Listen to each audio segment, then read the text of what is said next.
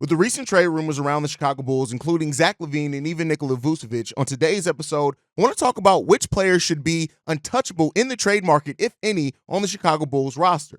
We're also going to look at a report from The Athletic on Marc Eversley being a possible name for the Detroit Pistons president of basketball operations job. And then we're also going to look at Javonte Green and review his season. We're going to look at all that and more right after this. You are now tuned in to Chicago Bulls Central, your number one place for all Chicago Bulls news and content.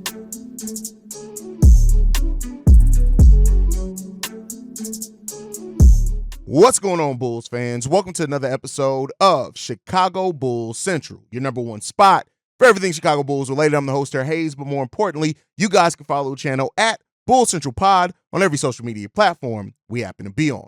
With that being said, let's go ahead and get into this content, man. And I want to talk about players on the Bulls roster that should be untouchable, or maybe, if the price is right. And the list isn't long, right? When you look at the Chicago Bulls and the fact that AK said that he can't bring the same group of guys back, yeah, the mindset initially goes to players like Zach LaVine, players like Nikola Vucevic, even DeMar DeRozan, with him being an unrestricted free agent and being somebody that you could possibly let walk away for nothing, right? In the right scenarios, or maybe try to force a sign and trade. But which players should the Bulls be looking at to keep on the roster regardless, right? And, everybody's going to have their own tier list, and I would implore everybody who is either listening or watching this to go ahead and leave a comment on what your tier list is on players that you think should be untouchable, if any, or what the right case scenario would be to move those guys. Now, I have two guys on my list that are absolute untouchable players to me, and that's Coby White and Ayo Dosunmu. And not only because of the way that they grew their games last season for the Chicago Bulls, but also because of the contracts, right? When you have players that are on extremely favorable contracts like Coby White and Ayo Dosunmu, you really want to try to hold on to those players, at least to see it through, to see what type of roster you can build with them, with having those type of contracts. Those are very favorable deals for the Chicago Bulls. When you look at Coby White's making $12 million next year, and Ayo Dosunmu is going to be making $7 million next year. That's only $19 million from two of your players that were big parts of the reason why you won games last season. And so I think when you look at that, it's kind of self-explanatory. You got Coby White, who's really coming into his own, who grew his game so much last season, second in most improved player of the year voting, things like that, but also stepped up as your vocal leader. And when a young guy is the one that steps up as your vocal leader, you kind of take a different level of notice to it, right? And I think, Bulls fans, he's somebody also who was homegrown here, not drafted by this front office, but has been here his whole entire career, his 5-year career so far. And because of that, with the reasonable contract that he's on, still, 2 years left on that deal, to me, I would not be looking to move Coby White unless you're like getting a surefire superstar back. And we all know that that's probably not likely for the Chicago Bulls. So in the realm of realism and what we think we're going to, be looking for in the open market, I think Coby White should be untouchable for the Chicago Bulls. And Ayo Dosunmu for much of the same reasons. Only $7 million on his contract, 2 years left on that deal as well. And, the thing about the reason why I look at these deals as so favorable as well is that, keep in mind, your contract bases what your max is on your next contract. So even if over the next 2 years, Coby White and Ayo Dosunmu, with their youth still very young players as well, is if they really exceed and stay at this level that they've been playing at, or God forbid, even add more to their game, their maxes is not going to be anything that's not reasonable or not manageable with it, right? You're not going to have a Zach LaVine type max level deal because you can only get 120% of your contract. So because of that, it's going to be, and you get raises after that, but that's the base level compensation. So, you're looking at players that are 24 and 25 years old, and because of that, you want to hold on to those players. So that's why those two are really kind of, I list them as untouchable. The 24-year-old guys, they'll both be 25 next season, and I think of it, I think Coby White will turn 25 in the middle of the season, and Ayo Dosunmu will turn 25 kind of towards the beginning, around January, I believe is when Ayo's birthday is. So to me, those guys are untouchable. You don't really want to look to move those guys. To me, like I said, it'd have to be a crazy deal, a crazy value that you're getting back, which would make it basically untouchable. Now, one player that I have that's not really, I won't say is untouchable per se, but is a player that I don't think the Bulls are going to look to move, and that's Julian Phillips, right? A second-round pick, another player that's on an extremely reasonable contract, only got to play partial a season. His season got taken away from him because of injury. So I don't think that you look to move Julian Phillips either. Not to say that he's shown things on the court yet, but being only 21 years old, being on less than a $2 million contract, he was a second-round pick that you brought in. I don't think personally that the Bulls will be looking to move Julian Phillips at all. I think the key thing that they're going to be trying to do is get younger, not necessarily get older. So I don't see Julian Phillips being moved either, but I don't necessarily have him on the untouchable list depending on what the Bulls get back. Like, I think if the Bulls see like Sarr, Alexander Sarr, for example, in this draft, and it takes their own first-round pick and like a Julian Phillips, Dalen Terry to kind of move up to make sure they can get that guy, I don't think the Bulls will turn that away. But again, very specific scenarios in which I think Julian Phillips would be moved. So he's kind of on that untouchable list, but for different reasons. And then another player is Alex Caruso. Now, I don't have Alex Caruso as untouchable. He's on the next tier, which is if the price is right.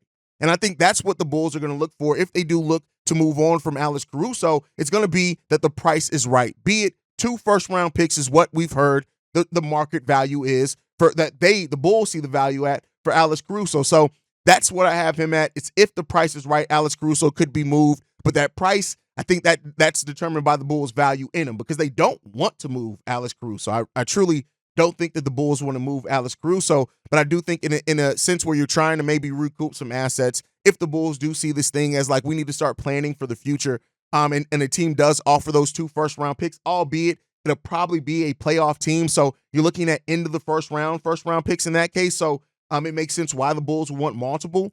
But that if that's the value that you're getting back, I could see the Bulls moving that. So that's it really when you look at the untouchable tier and then if the price is right tier, and then in the players that I think they're actively trying to move tier, that's via the rumors that we've heard. Lonzo Ball is absolutely on that list as well. I think we've heard from Casey Johnson, we've heard from other outlets. I think Darnell Mayberry that the Bulls are willing to listen to offers on Lonzo. Now, how much are you going to get back for an injured player? He's an expiring contract, so maybe in a salary dump, a team's trying to dump some salary, maybe you can use Lonzo Ball. But I do think the Bulls will actively shop Lonzo Ball's contract before ultimately making a decision on whether you can do the career-ending injury exception or things like that. And then, of course, LaVine and Nikola Vucevic. And that's because of what we've heard. LaVine's been reported as priority number 1 to be moved this offseason. It all starts with, I think Darnell Mayberry says it's the 1, the 2, and the 3 top priority for the Bulls this offseason is to move Zach LaVine. We'll see if that ends up, if they're able to do it. Just because that's the top priority doesn't mean they're going to be able to execute it, but we'll see if that's something that they can do. And then, of course, I think players that the Bulls would be looking to include in some other deals as well. Javon Carter, absolutely. I think he's somebody that can be included in a deal. I think that Dalen Terry is another one that could be included in a deal as well, depending on what other teams want. Like if a team's taking on Zach LaVine and is sending a young, promising player back, they may want to take a bite on Dalen Terry. And because of whatever the Bulls are receiving back, I do think Dalen Terry is a player that could be moved. Yes, haven't gotten to see a whole hell of a lot of him. Yes, he's still only 22 years old. Yes, he's their second highest draft pick on this team until they draft this year. But I do think that in the right type of scenario, if you're truly improving this team, I don't think that Dalen Terry being included in the deal would keep the Bulls from making that deal. If it does take moving Zach LaVine or Nikola Vucevic in that, rather than include a first-round pick, a future first round, I do think that that's a possibility. Now, could that bite the Bulls in their ass is the biggest question there, and absolutely. We've seen it done before, right, with the Bulls. So, that's something there. But I do think also Javon Carter is another player that could be included in deals, and I don't think he's in any way attached to this roster unless the Bulls just can't move him because of his performance and because that contract that he is on as well could end up being something that could hurt them moving Javon Carter. Only $6.5 million, though, so it's not like it's a huge deal to move. If you add that to Zach LaVine's money, you're looking at $49 million being moved. At that, if you add it to Nikola Vucevic's contract, that's $26 million. So I think it depends on what that deal is. And so we'll end up seeing what becomes of that. But overall, those are the players that I look at as really players that are probably most likely to be moved. Torrey Craig, he has an opt-out. If he does opt in, maybe. But, by then the market could be dictated and things like that. So I think Torrey Craig's going to opt out. Andre Drummond is another player that's going to opt out. DeMar DeRozan is another player that is a free agent, so that's why they're not on this list. And then players that can't be traded. Adama Sanogo, Henry Drell, and Andrew Funk, they can't be traded because they're on two-way contracts. You can't trade those. So that's kind of how I came up with that list. And maybe DeMar should deserve to be on his own kind of tier list. Like either you re-sign him or you hope to get a sign-and trade, which I do think if he does walk in free agency, the Bulls are absolutely going to look to see if they can get a sign and trade done just to get something back in that deal. Hell, we sent out a first-round pick in a sign and trade to get DeMar DeRozan here. Now, the Bulls are a little bit more desperate than other teams. I'm not saying they can get a first-round pick back, but maybe they can get some type of value back, even if it is a couple of seconds, something like that. If a team just has the cap space to sign him outright, maybe the Bulls can get him a little bit of extra money by doing the sign and trade. Maybe that type of thing happens, but we'll end up seeing. But are there any players that the Bulls must re-sign, right? Is the question too, which the only candidates for that are Torrey Craig if he opts out, Andre Drummond, DeMar DeRozan, basically. That's it. And Javonte Green, but we'll talk about Javonte Green here at the end of the episode. So, I don't know. It really depends on what else they do in the trade market. I think if a Zach LaVine trade does happen before, during, or after the draft, but between that and free agency, I think that could open the door on some of those guys becoming more must sign re-sign players. But we'll get to that list at some point in time. But with that said, let's move over to the next topic, and that is James Edwards over at The Athletic listed Marc Eversley as a possible name that could be on the list for the Pistons president of basketball operations job. Now, the Pistons have before roster decisions and everything were made by general manager Troy Weaver. They've now decided to kind of separate those roles. They'll be looking for a head of basketball operations. And James Edwards said in his article said this. Lastly, aside from some of the names I've mentioned before, keep an eye on Dennis Lindsey in Dallas, Marc Eversley in Chicago, and Sachin Gupta in Minnesota, who I think could bring some creative, fresh thinking to the basketball side. This is not the first time that we've heard Marc Eversley's name mentioned as an possible executive for another team. I think it was the Charlotte recently, Portland Trailblazers a couple years ago as well, that his name was mentioned in. And I think that ultimately it just shows that, while the Bulls have been a hot-ass mess, right? Let's be clear here. Teams don't necessarily blame Marc Eversley for that. Maybe they're looking at AK with that. Keep in mind that that Marc Eversley has a good reputation around the league. He worked with Nike for a long time. He has strong relationship with players. A lot of people kind of look at him as the reason why DeMar DeRozan did sign here, and that was part of his work, was able to bring DeMar here. And you see the value that DeMar's been able to bring to the team. Still a flawed player, but I think that it's an inevitable thing that's going to eventually happen, is that Marc Eversley is eventually going to get one of these president jobs. And, we'll see how he does at it, right? That's not for me to talk about or judge here, because those are for other teams. But when you keep hearing teams and certain names keep being put up or around job openings, it's only a matter of time before eventually he gets that job. And I think that goes back into kind of not conspiracy theory, but the theory that I do have, that if Marc Eversley does leave into a GM role, I would not be surprised if Billy Donovan moves into the front office. And I know that's something that a lot of Bulls fans have their own problems with or whatever, but I look at it as another thing that brings change. And some of Billy Donovan's strengths are better suited for a GM. You look at what he did in recruiting, the fact that in college basketball, your head coach is basically all of that. He operates as a GM and a head coach.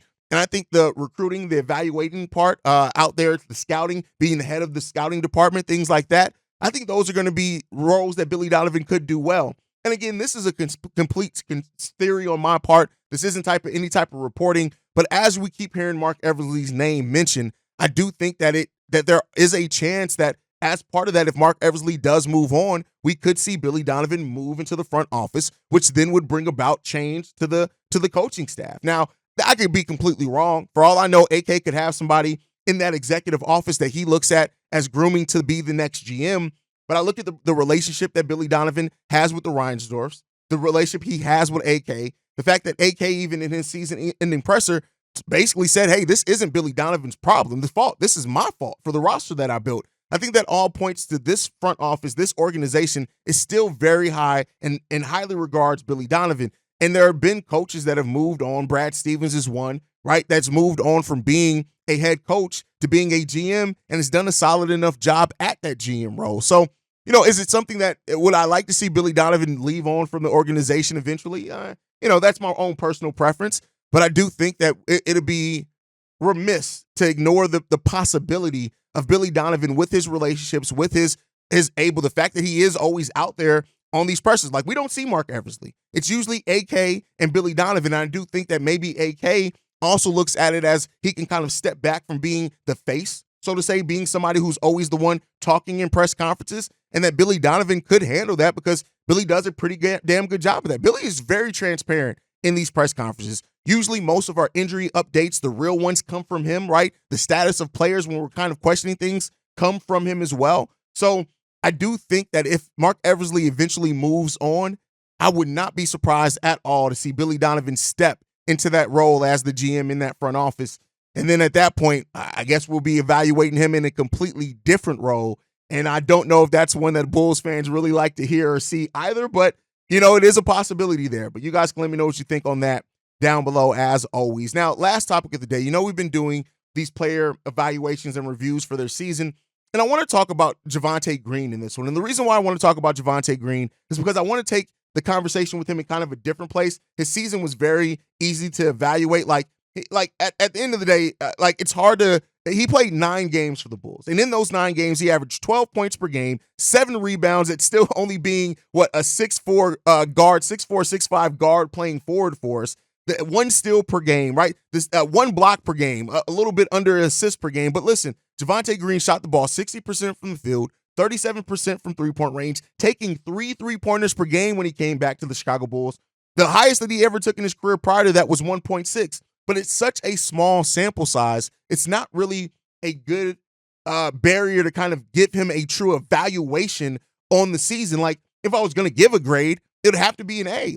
He came in, he immediately changed the energy, changed the whole feeling around the Chicago Bulls team when he was in games. He made impacts, all those things. He came in and he did exactly what he needed to do for the Chicago Bulls team. And I can't knock him for that. I can't knock him at all for what he was able to bring because he played valiantly for the Chicago Bulls when he came back to it.